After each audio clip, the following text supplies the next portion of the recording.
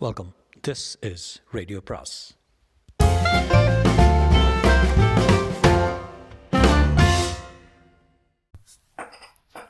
அனைவருக்கும் அன்பு வணக்கம். ராக்கி ரங்கராஜனின் மேடம் அத்தியாயம் 23. எலிசபெத்துடன் காரில் சென்று கொண்டிருந்த போது மார்க் மறுபடியும் கண்ணாடியில் பார்த்தான். ஒரு நீல நிற ஃபோர்ட் செடான் காரும் ஒரு கருப்பு பியூயிக் காரும் பின்தொடர்ந்து கொண்டிருந்தன. ஒருவருக்கு இருவராக நம்மை கண்காணிக்கிறார்கள் போலிருக்கிறது என்று எண்ணிக்கொண்டான். அல்லது அவர்களில் ஒருவர் காரை நிறுத்த இடம் தேடுகிறவரோ என்னவோ. விஸ்கான்சின் ஆவென்யூவில் இருந்த ஒரு ஜப்பானிய ரெஸ்டாரண்ட்டுக்கு காரை ஓட்டி சென்றான். எலிசபெத் அணிந்திருந்த சிவப்பு நிற டர்ட்டில் நெக் ஸ்வெட்டரையும் மீறி அவள் உடம்பு குளிரில் நடுங்கிக் கொண்டிருந்தது. குளிருக்கு இதமாக இருந்தது. ரெஸ்டாரண்ட்டின் உட்புறம் ஜப்பானிய சர்வர் அவர்கள் கண்ணெதிரிலேயே சிற்றுண்டியை சமைத்து மேஜை மீது கொண்டு வந்து வைத்தார். சுட சுட சாப்பிடத் தொடங்கியதும் எலிசபெத்தின் முகத்தில் களை வந்தது. நான் என்னவோ போலிருப்பது எனக்கே தெரிகிறது மார்க். சாரி, என் மனசை பாரம் அழுத்தி கொண்டிருப்பது தான் காரணம் என்றாள். என்னிடம் சொல்லக்கூடாதா? சொல்வதற்கில்லை, அது சொந்த விஷயம். யாரிடம் அதை பற்றி பேச வேண்டாம் என்று என் அப்பா சொல்லியிருக்கிறார். மார்க்குக்கு இதயம் படபடுத்தது. என்னிடம் கூட சொல்லக்கூடாதா? கொஞ்ச நாளைக்கு நாம் இருவருமே பொறுமையாக இருக்க வேண்டியதுதான். டிரைவிங் தியேட்டருக்கு அவளை அழைத்து சென்றான் மார்க். அரை இருட்டான சூழ்நிலையில் ஒருவர் கையை ஒருவர் சேர்த்து கொண்டு உட்கார்ந்திருந்தார்கள். ஒரே ஒரு முறை அவளை அழுந்த முத்தமிட்டான் மார்க். அதற்கு மேல் நெருக்கம் காட்ட அவள் விரும்பவில்லை என்று உணர்ந்தான். அவனும் அத்தகைய மனநிலையில் இல்லை. இருவர் மனத்திலும் நிலவியிருந்தது ஒரே மனிதரை பற்றிய சிந்தனை தான். ஆனால் வெவ்வேறு காரணங்களுக்காக. அல்லது ஒரே காரணம்தானோ? மார்க்குக்கு புரியவில்லை. என்ன படம் பார்த்தோம் என்பது அவனுக்கு கொஞ்சம் கூட நினைவில்லை. படம் முடிந்ததுமே எலிசபெத்தை அவள் வீட்டில் இறக்கிவிட்டு திரும்பினான். இப்போதும் 2 கார்கள் அவனை பின்தொடர்ந்து கொண்டிருந்தனர். காரை விட்டிறங்கி நடந்தபோது திடுதிப்பென்று ஒரு உருவம் எதிரில் வந்து குதித்தது. சட்டென்று மார்க்கின் கை இடுப்பில் இருந்த துப்பாக்கியை தொட்டது. வந்தது நீக்ரோ வாட்ச்மேன் சைமன் தான்.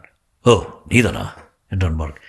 இந்த பாரு தம்பி, உனக்கு தேவை என்றால் சொல்லு. சில செக்ஸியான ஃபோட்டோக்கள் வைத்திருக்கிறேன், காட்டுகிறேன். அது பார்த்தால்தான் தனக்கு மூடு வரும் என்று தோன்றுகிறது. வெறும் மரக்கட்ட மாதிரி இருக்கியே என்று சிரித்தான் சைமன். கார் சாவியை அவனிடம் விட்டறிந்தான் மார்க். இடுப்பை அசைத்து அசைத்து டான்ஸ் ஆடிய வண்ணம் சைமன் செல்ல அதை பார்த்தவாறு நின்றிருந்தான். காலியாயிருக்கும் ஷெட்டை நோக்கி காரை ஓட்டிச் சென்று சைமன் சிறிது நிறுத்தி மார்க்கிடம், இன்றைக்கு எதிர்பார்த்தது போனது நடக்கல அப்படித்தானே என்றான். மார்க் சிரித்தான். வாய் முடிக்கொண்டு போய் தொலை. என்னை பார்த்து உனக்கு பொறாம என்று கூறிவிட்டு காருடன் மறைந்தான் சைமன். மார்க் நிமிர்ந்து நோக்கிய போது தொலைவில் ஏதோ அசைவது போல் இருந்தது. இல்லை இல்லை இல்லை, நமக்கு மனப்பிரமை. அறை அடைந்தவன் மறுநாள் காலை டிரெக்டருக்கு தர வேண்டிய ரிப்போர்ட்டை எழுதி முடித்துவிட்டு படுக்கையில் விழுந்தான். இன்னும் 2 நாள் தான் இருக்கிறது. மார்ச் 9ஆம் தேதி புதன்கிழமை விடிகாலை மணி 1. கிணுகிணுவென்று ஃபோன் பண்ணி அடித்தது. கொட்டாவி விட்டபடி ஹலோ என்றான் மார்க். யார் பேசுறது மார்க்கா? படுக்கையில் உட்கார்ந்தபடி ஆமாம் என்றான் சலிப்புடன். முழுதும் விழித்து கொண்டு விட்டால் மறுபடி தூக்கம் வராது என்ற கவலை. மார்க்கு, நான் ஜார்ஜ் நியூயார்க்கிலிருந்து பேசுகிறேன் என்று குரல் கேட்டது. மார்க்குக்கு முழு விழிப்பு ஏற்பட்டது. ஜார்ஜ், நியூயார்க் டைம்ஸ் நிருபர். உன்னை தூக்கத்திலிருந்து எழுப்பியதற்கு சாரி. ஒரு முக்கியமான தகவல் கிடைச்சது. அதை நீ தெரிந்து கொள்வது நல்லது என்று தோன்றியதால கூப்பிட்டேன் என்றார் ஜார்ஜ். முகத்தில் பச்சை தண்ணீரை வீசிய மாதிரி இருந்து எழுந்து உட்கார்ந்து கொண்டான் மார்க். தூக்கம் முற்றிலுமாக அகன்று விட்டது. இப்போது எதுவும் பேச வேண்டாம். நான் உங்கள் நம்பரை சொல்லுங்கள், வேறு ஃபோன்லேருந்து நானே பேசுகிறேன். மார்க் கூறியதும் ஜார்ஜ் எண்ணை தெரிவித்தார்.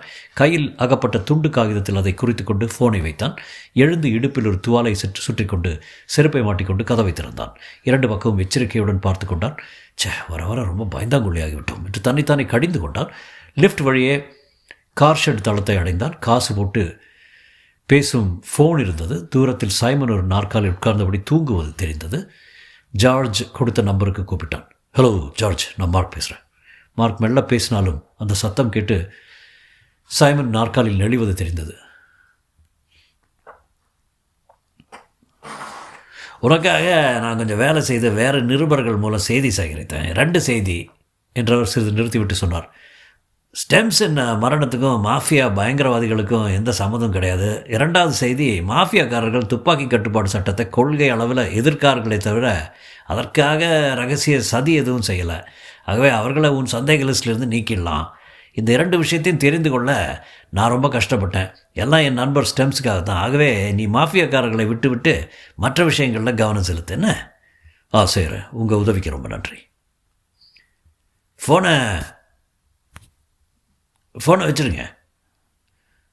ஃபோனை கொக்கியில் மாட்டிவிட்டு லிஃப்டை நோக்கி நடந்தான் மார்க். சில்லென்று இருந்தது இரவு. படுக்கை கதகதப்பாக இருக்கும் என்று எண்ணிக்கொண்டான். இன்னும் தூங்கியவாறு இருந்தான் சைமன்.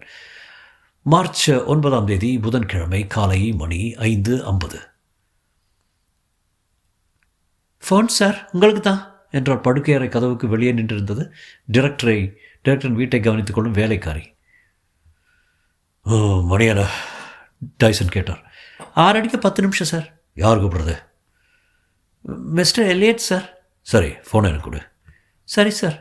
அவருடைய அந்தரங்க ஆளான எலியட் கூப்பிடுகிறான் என்றால் முக்கியமான விஷயமாகத்தான் இருக்கும். அதுவும் இந்த நேரத்தில் அவரை எழுப்ப மாட்டான். குட் மார்னிங் எலியட், என்ன விஷயம் என்றவர் சிறிது நேரம் அவன் சொன்னதை கேட்டார். அப்படியா, நிச்சயமாக தான் சொல்கிறையா? அப்படியானால் விஷயமே மாறிவிடுகிறது. அவன் எத்தனை மணிக்கு இங்கே வரப்போகிறான்? ஆமாம் 7 மணிக்கு. நல்லது, உன்னை 6:30 மணிக்கு பார்க்குறேன். ஃபோனை வைத்தார் டிரெக்டர். படுக்கை நுனியில் உட்கார்ந்து கொண்டவர் உறக்கவே டேமிட் என்று திட்டினார். அவரை பொறுத்தமட்டில் அது ரொம்ப தரக்குறைவான வார்த்தை. சாதாரண சமயத்தில் அப்படி சொல்ல மாட்டார். தன் பெரிய கைகளால் தொடையை அழுத்தியபடி எழுந்து கொண்டு கால்களை தரையில் பலமாக ஊன்றிக்கொண்டு பாத்ரூமை நோக்கி நடந்தார். அவர் உள்ளம் சிந்தனையில் ஆழ்ந்திருந்தது.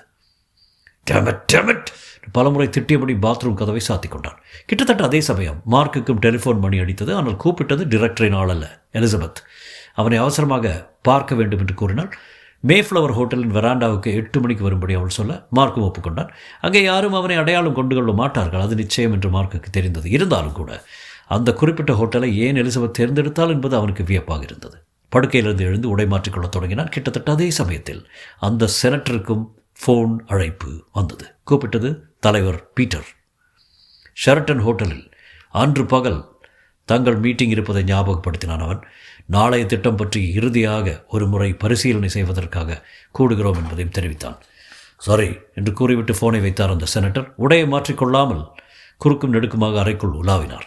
அவர் மனத்தில் சிந்தனைகள் மண்டி கிடந்தன.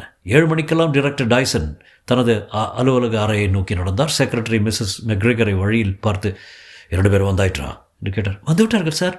3 பேருக்கு காஃபி அனுப்பு என்று சொல்லி அறைக்குள் நுழைந்தார். அறையில் துணை டைரக்டர் மேத்யூஸும் மார்க்கும் அவருக்காக காத்திருந்தார்கள். Good morning Matthews. Good morning Mark என்று கூறிய வண்ணம் தன் இருக்கையில் அமர்ந்தார் டிரெக்டர். தன் அந்தரங்க ஆள் சொன்ன தகவலை மார்க்கிடம் சொல்லிவிட வேண்டும் என்று அவர் மனம் பரபரத்தது. அது ஒரு வெடிகுண்டு தூக்கி போட வேண்டியதுதான். சரியான சமயம் வரட்டும் என்று நினைத்தவராக, ரைட், நீ முதல்ல சொல்லு மார்க், என்ன விஷயம் என்றார். தொடரும். அனைவருக்கும் அன்பு வணக்கம். ராக்கி ரங்கராஜனின் மேடம், அத்தியாயம் 24. செனட் அதிகாரிகளும் நியூயார்க் டைம்ஸ் நிருபர் ஜார்ஜும் சொன்ன தகவல்களை டிரெக்டரிடம் சுருக்கமாக தெரிவித்தான் மார்க். பியர்சன், நன் என்ற 2 செனட்டர்கள் மார்ச் 3 செனட்டுக்கு வரவில்லை என்று தெரிவதால் அவர்கள் தன் பட்டியலிருந்து நீங்கிவிட்டார்கள் என்று கூறி, எவ்வளோதான் சார், என் ரிப்போர்ட் சார், நாமே அது தப்பான திசையில் போய்கொண்டிருக்கிறோம் என்று கூட தோன்றுகிறது. நிழல்களுடன் குஸ்தி போடுகிற மாதிரி இருக்கிறது எனக்கு என்றான். டைசன் ஏதும் சொல்லவில்லை. தலையை ஆட்டி அவன் மேலே சொல்வதற்காக காத்திருந்தார்.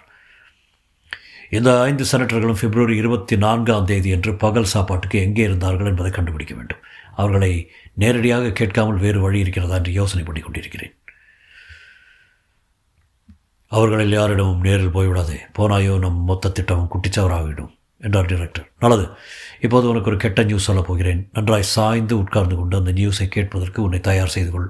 நாம் மடக்க வேண்டிய செனட்டர் வேறு யாரும் இல்லை மார்க், எலிசபெத்தின் அப்பா செனட்டர் டெக்ஸ்டர் தான். உறைந்தே போனான் மார்க்.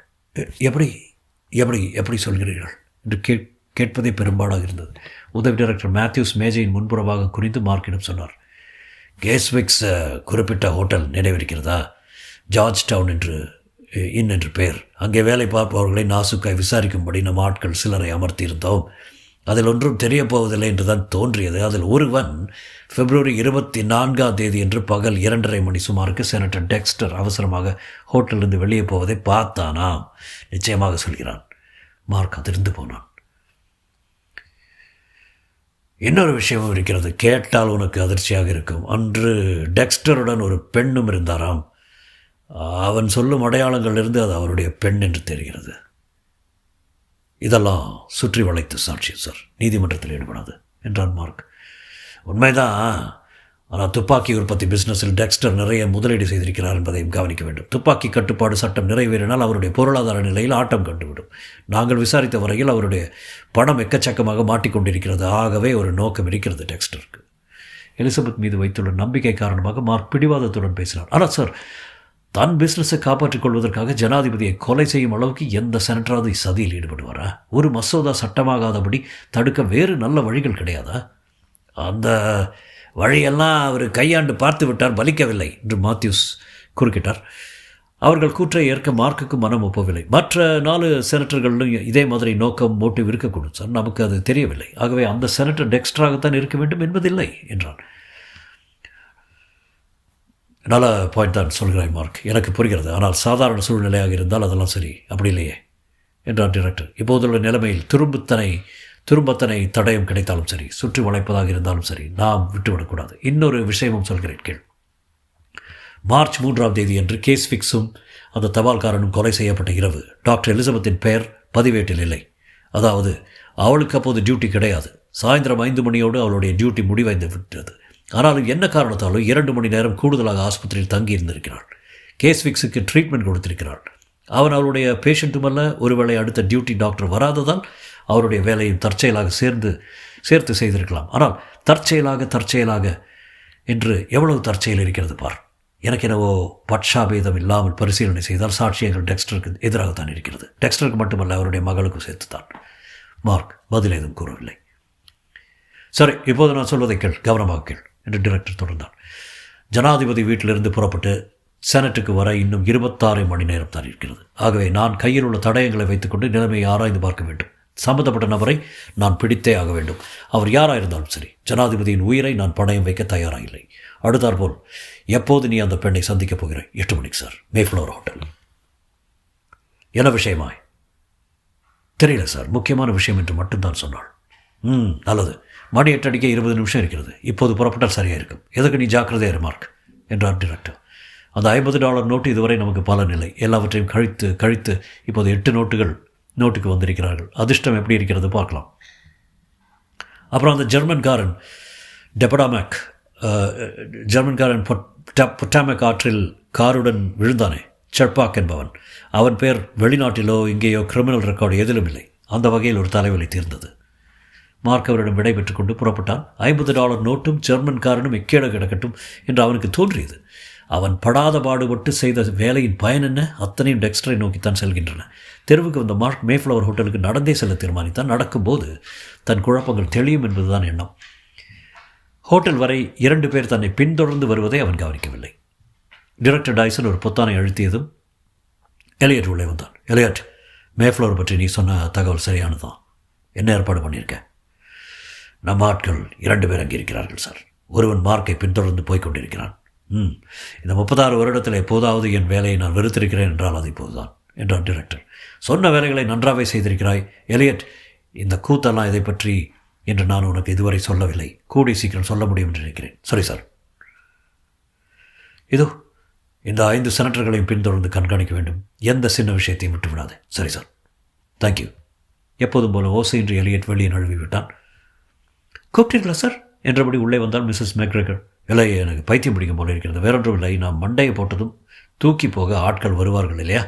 அவர்கள் நீட்டுகிற ஃபாரங்களில் கையெழுத்திட்டு அனுப்பு. அதுக்கப்புறம் தான் உனக்கு அப்பாடா என்று இருக்கும். மிஸ்ஸஸ் மெக்ரெகர் புன்னகை செய்தாள். இந்த ட்ரெஸ் நன்றாக இருக்கிறது மிஸ்ஸஸ் மெக்ரெகர். அவள் நாணத்துடன் தேங்க்யூ சார் என்றாள். மேஃப்ளவர் ஹோட்டலின் சுழல் கதவுகளை திறந்து கொண்டு உள்ளே நுழைந்தான் மார்க். ஒரு நிமிஷம் அவன் கண்கள் வெளிவராந்தாவை துழாவின எலிசபெத்தை தேடி. எலிசபெத் எங்கேயும் காணவில்லை. எனவே ஒரு வசதியான நாற்காலில் உட்கார்ந்து காத்திருந்தான்.